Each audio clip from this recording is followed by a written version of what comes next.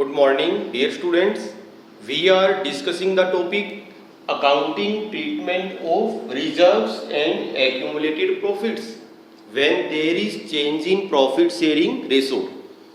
तो बच्चों कल ये टॉपिक हमने डिस्कस कर लिया था. मैंने आपको कहा था कि there are two options. First option distribute in old ratio, बात ही खत्म. सेकंड ऑप्शन अगर डिस्ट्रीब्यूट नहीं करना चाहते तो we will have to pass an adjustment entry, जिसका क्राइटेरिया क्या था कि gaining partner must compensate to the sacrificing partner proportionately.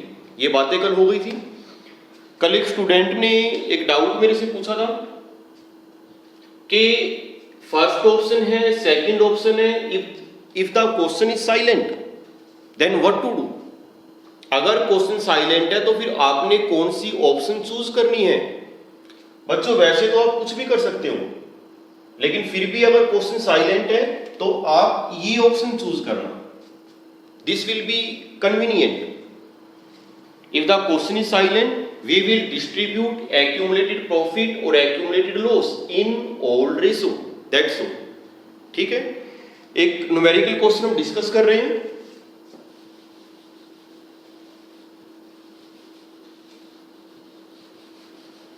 आज का लेक्चर भी इसी टॉपिक पर है. बच्चों स्टेटमेंट है, ध्यान से सुनना. बोर्ड पर मैंने लिखा भी है. A B and C are partners sharing profits and losses in the ratio of 2:3:4. This is old ratio. लिखा है they decided to share future profits and losses in the ratio of 4:3:2. This is new ratio. They also decided to record the effect of the following without affecting their book values. नीचे तीन item हमें दी हुई है. Journal reserve 40,000, P&L account 20,000, advertisement suspense account 15,000. बच्चों मैं sentence दोबारा पढ़ रहा हूं, इस सेंटेंस को सुनिए क्या लिखा है. They also decided to record the effect of the following without affecting their book values. लिखा है कि आपने ट्रीटमेंट करना इन सब का, लेकिन इनकी बुक वैल्यूज को अफेक्ट नहीं करना. इसका मतलब ये कह रहे हैं कि आपने इन सबको डिस्ट्रीब्यूट नहीं करना. रिजर्व 40 का है तो 40 का ही रहेगा. P&L बैलेंस 20 है, 20 ही रहेगा. एडवर्टीजमेंट सस्पेंस का बैलेंस 15 है, 15 ही रहेगा. आपने इन अकाउंट्स को नहीं छेड़ना है. लास्ट में क्या लिखा है, you are required to give the necessary single journal entry. अब देखिए कैसे करना है. बच्चों अभी मैं आपको कह रहा था कि हमारे पास दो ऑप्शन होती है. फर्स्ट ऑप्शन है डिस्ट्रीब्यूट. अगर क्वेश्चन साइलेंट होता तो हमने ये सब कुछ डिस्ट्रीब्यूट कर देना था इन ओल्ड रेशो. That's all. लेकिन क्योंकि क्वेश्चन में क्लियर लिखा है कि आपने डिस्ट्रीब्यूट नहीं करना without affecting their book values, उनकी बुक वैल्यूज को नहीं छेड़ना है, डिस्ट्रीब्यूट नहीं करना है. Now we will have to pass adjustment entry, और लिखा है सिंगल, एक ही एंट्री करनी है. बच्चों आइटम्स तीन है तो तीनों के लिए अलग अलग एडजस्टमेंट एंट्री करने की जरूरत नहीं है. एक सिंगल एंट्री से भी काम चल सकता है. कैसे करेंगे देखो. जर्नल रिजर्व कितना है, 40,000. बच्चों ये डेबिट बैलेंस है, credit balance, obvious credit balance है. P&L account 20,000. यहां पर कंफ्यूजन है because we know P&L account में हैव डेबिट और क्रेडिट बैलेंस. इसका डेबिट बैलेंस भी हो सकता है, इसका क्रेडिट बैलेंस भी हो सकता है. अब यहां पे कुछ क्लियर गिवन नहीं है तो क्या एज्यूम करें. बच्चों आपने पॉजिटिव रहना है, बी पॉजिटिव. हम क्या एज्यूम करेंगे कि P&L account has credit balance. हमारे सामने दो ऑप्शन है, हम इसको प्रॉफिट मानने के लॉस मानने. तो बच्चों आपने प्रॉफिट मानना है, be positive. Not only in accountancy but in your life also. Right. तो मैं एज्यूम कर रहा हूं कि ये क्रेडिट बैलेंस है, दिस इज प्रॉफिट. तो 40 ये भी प्रॉफिट है, 20 ये भी प्रॉफिट है. टोटल कितना हो गया, 60. ठीक हो गया. एडवर्टीजमेंट सस्पेंस अकाउंट ये है डेफर्ड रिवेन्यू एक्सपेंडिचर, जो बैलेंस शीट की एसेट साइड होता है. इसका कौन सा बैलेंस है, डेबिट. इसे मैं लेस कर रहा हूं, less advertisement suspense account. How much, 15,000, तो कितना रह गया 45,000। ये नेट इफेक्ट। बच्चों जितने भी एक्यूमुलेटेड प्रॉफिट्स हैं, एक्यूमुलेटेड लॉसेज है, मैंने उन सबका टोटल कर लिया और टोटल कितना आ गया 45,000। अब जो एडजस्टमेंट एंट्री में करूंगा प्रोपोर्शनेटली कंपनसेट करना है, वो इसके हिसाब से करेंगे। अब हमें क्या कैलकुलेट करना पड़ेगा, सैक्रिफाइस और गेन। वो कैलकुलेट कर लेते हैं, यहां कर लेते हैं ए, बी और सी। बच्चों फॉर्मूला आपको पता ही है, old share minus new share. Old share कितना है 2/9, 3/9, 4/9 माइनस न्यू शेयर कितना है, ए के लिए 4/9, 3/9 एंड 2/9। अब देखिए क्या सिचुएशन है, ए का शेयर पहले 2/9 था, अब है 4/9, इसका शेयर तो इंक्रीज हो गया, means gain 2/9, this is gain. ठीक है। बी का स्टेटस देखिए, पहले भी उसका शेयर 3/9 था, अब भी उसका शेयर 3/9 है, 1/3। नो सैक्रिफाइस नो गेन, उसका शेयर तो एज इट इज है। मैंने आपको कहा था कि अगर पार्टनर्स 2 से ज्यादा हैं तो हो सकता है कि किसी पार्टनर ने ना सैक्रिफाइस किया हो ना गेन किया हो, तो बी की यही सिचुएशन है। सी को देखिए 4/9, अब कितना रह गया 2/9, शेयर कम हो गया, सैक्रिफाइस। ये लीजिए। अब देखो बच्चों, क्योंकि हम ये डिस्ट्रीब्यूट नहीं कर रहे और प्रॉफिट शेयरिंग रेशो चेंज हो रही है, और हमारे पास जो पास्ट प्रॉफिट्स है वो कितने के हैं 45,000। Now we will pass an adjustment entry. कौन किसको कंपनसेट करेगा, मैंने आपको कल भी बताया था कि gaining partner must compensate to the sacrificing partner and how much proportionately. देखिए यहां पे कौन कंपनसेट करेगा, किसे कंपनसेट करेगा, गेनिंग पार्टनर कौन है, ए कंपनसेट करेगा। किसको कंपनसेट करेगा, सी को। जर्नल एंट्री क्या होगी, as capital account debit to C's capital account. ठीक है बच्चों, सी को हम कंपनसेट कर रहे हैं, उसका कैपिटल अकाउंट क्रेडिट, ए पेमेंट कर रहा है, कंपनसेट कर रहा है, एज कैपिटल अकाउंट डेबिट। एक की कैपिटल इंक्रीज होएगी और एक की कैपिटल डिक्रीज होएगी। अब क्वेश्चन है कि अमाउंट कितनी लिखे, प्रोपोर्शनेटली 45,000। ए ने गेन कितना किया 2/9, तो अगर प्रोपोर्शनेटली कैलकुलेट करें ये कितना हो गया 10,000।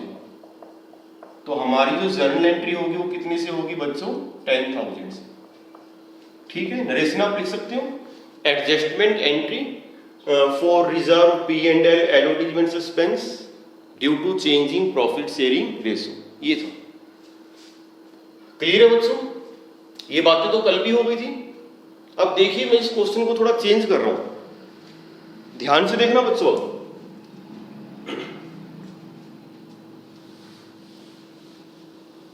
बच्चों अब देखिए यही क्वेश्चन हम दोबारा कर रहे हैं। मैं इस क्वेश्चन में एक फिगर चेंज कर रहा हूं। यहां पे एडवर्टाइजमेंट सस्पेंस है 15 की बजाय मैं इसको कर देता हूं 78,000।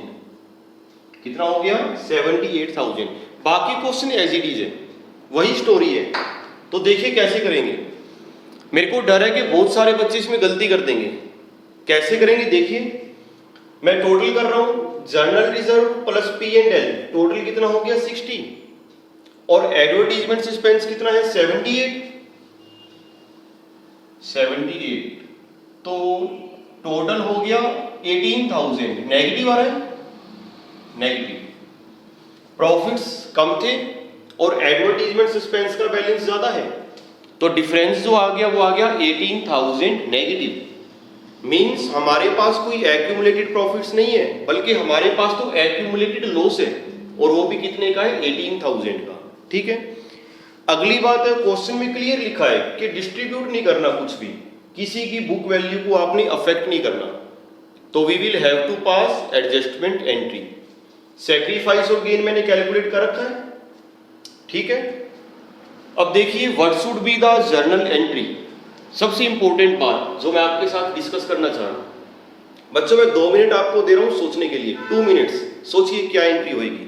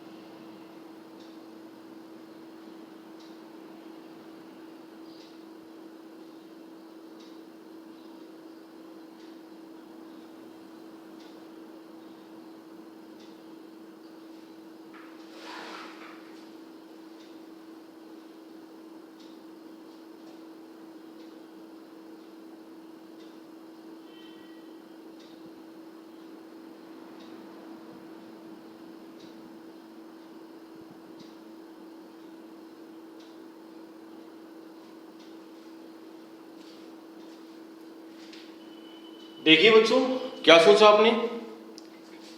चलो मैं भी बता रहा हूं, चेक करना आप ठीक सोच रहे थे या नहीं सोच रहे थे ठीक। देखिए, अभी थोड़ी देर पहले जब मैं ये क्वेश्चन कर रहा था तो ए ने कंपनसेट किया था, किसको कंपनसेट किया था? सी को, क्योंकि मैंने आपको यही सिखाया है, gaining partner must compensate to the sacrificing partner. लेकिन बच्चों यहां पे मामला उल्टा है, यहां पे एक्यूमुलेटेड प्रॉफिट्स नहीं है हमारे पास, यहां पे एक्यूमुलेटेड लॉस है, और वो भी कितने का है? 18,000 का। तो कौन किसको कंपनसेट करेगा? ध्यान से देखिए, वैसे तो ए का शेयर इंक्रीज हो गया, कितना इंक्रीज हो गया? 2/9, यानी कि वो गेनिंग पार्टनर है। बच्चों अगर आप ध्यान से देखोगे, यहां पर तो ए नाम का गेनिंग पार्टनर है, ए को तो घाटा हो रहा है, ए को नुकसान हो रहा है। कैसे हो रहा है? क्योंकि आने वाले टाइम में उसका शेयर इंक्रीज हो रहा है। ये जो एक्यूमुलेटेड लॉस है, जिसे वो आज डिस्ट्रीब्यूट करना नहीं चाहते, तो फ्यूचर में जब भी इसका कभी हिसाब किताब होएगा तो ए तो घाटे में रहेगा, क्योंकि उसका शेयर तो बढ़ गया। यानी कि आने वाले टाइम में ए को इसमें से ज्यादा बियर करना पड़ेगा। यहां पे तो सी के मजे हुए, कहने को तो वो सैक्रिफाइसिंग पार्टनर है, लेकिन इस सिचुएशन में उसके मजे हो गए। कैसे मजे हो गए? उसका शेयर तो कम हो गया। आज अगर हम इसको डिस्ट्रीब्यूट करते तो उसको ज्यादा बियर करना पड़ता, फ्यूचर में तो वो इसमें से कम बियर करेगा, उसको तो फायदा हो गया। यानी कि यहां पे जो फायदा हो रहा है वो सी को हो रहा है, और नुकसान किसको हो रहा है? ए को। तो कौन किसको कंपनसेट करेगा? ध्यान से सोचिए।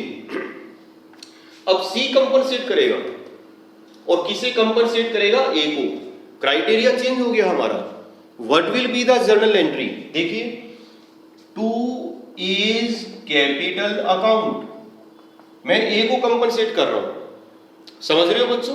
है तो वो गेनिंग पार्टनर, लेकिन यहां पे उसको नुकसान हो रहा है, आने वाले टाइम में उसको इसमें से ज्यादा बियर करना पड़ेगा लॉस।